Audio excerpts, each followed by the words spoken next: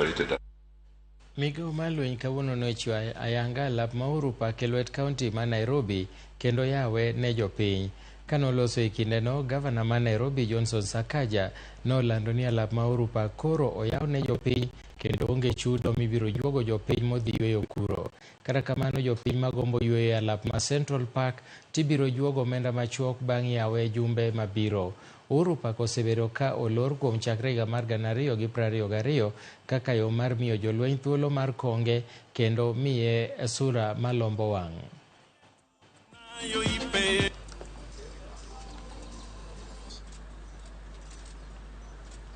Secretary, please come over.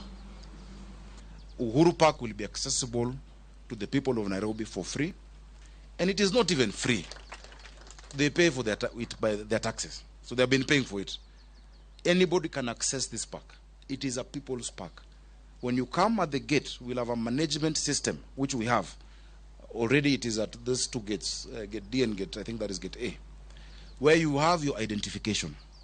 Unatoa ID yako, tujue wewe ni nani, tunaweka CCTV hapa. People of Nairobi, let us take care of this park. Let us make sure we cannot allow vandalism.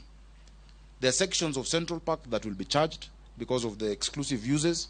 For instance, there's a very beautiful Nyatiti feature for weddings, and you can agree how much it is per month. We shall bring that to the finance bill in the assembly. For counties, anything that we charge must go through the finance bill that we shall bring to the assembly, so that wananchi can also use those secluded places or exclusive places. So I'm just giving the governor a hint that if we have to maintain the global park standards, then we have to look for another space for the other good citizens of this country.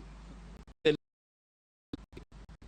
can come to the park, but they want to do a rally, including the ruling party and the opposition, that we can't have our cake and eat it. We can't have a good park and have people who can destroy it in 6